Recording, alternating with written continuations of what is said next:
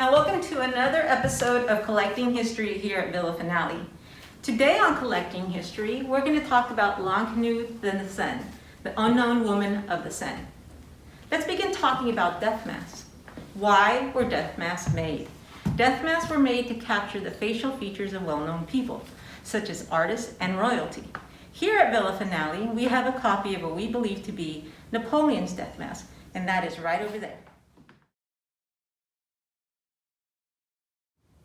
So death masks could be used in a variety of different ways. Death masks could be used for the study of physiognomy, which is the study of assessing a person's character based on their facial characteristics.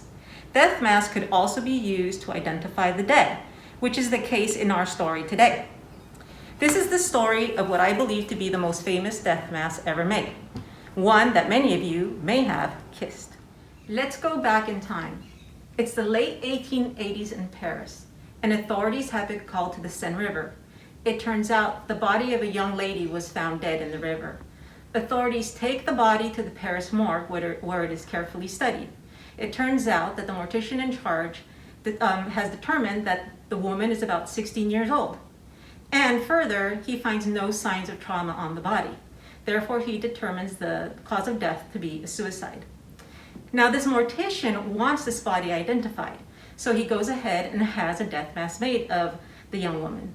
But he also has a second reason for wanting the death mask of this girl. He is bewitched by the young woman's beauty, and he wants to preserve it forever. Well, as time goes on, nobody identifies the body.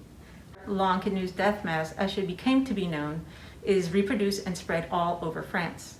And by 1900, L'Inconnu could also be found abroad in the homes of artists, philosophers, and writers who see her as a type of beautiful muse for their work.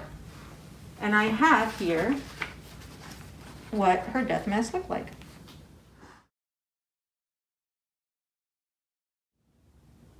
Now let's go forward in time a little bit to the 1950s.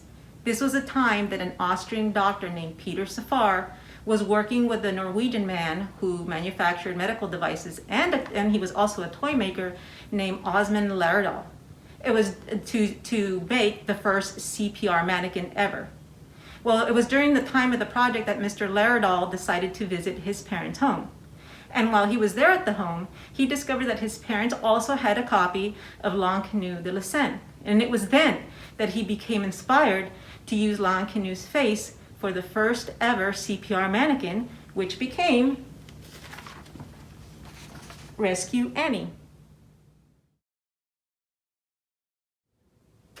It's amazing to think that the unknown woman of the Seine, a young lady that died over 100 years ago, has been instrumental in saving hundreds of thousands of lives through CPR. To learn more about the story, please visit our blog through our website at villafinale.org. Thank you. Until next time.